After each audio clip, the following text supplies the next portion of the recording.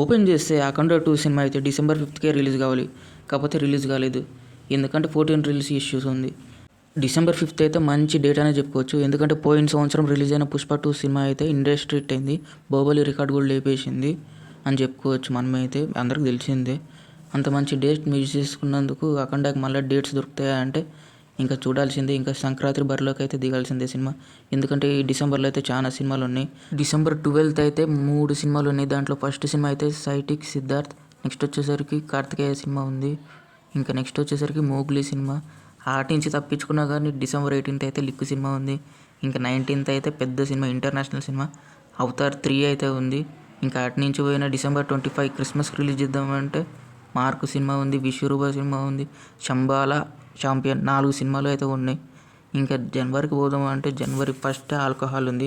మన అల్లరి నరేష్ అయితే అఖండ సినిమా లేకుండానే కాంపిటీషన్ ఎక్కువైపోయిందని సంక్రాంతి కానీ చూస్తుండే. ఇప్పుడు అఖండ సినిమా వచ్చిందంటే ఇంకా పెద్ద కాంపిటీషన్ అయితే అవుతుంది. సినిమాలు అయితే చూసుకుంటూ మనకైతే రాజసాబు, మనశంకర్ వరప్రసాద్, భర్త మహాశైలకు విజ్ఞప్తి, అనగనగా ఒక రాజు, ఇంకా నాడి నాడి నడుము మురారి, ఇంకా పారాశక్తి, ఇంకా జనాయగన్, ఇలా చాలా సినిమాలు అయితే ఉన్నాయి.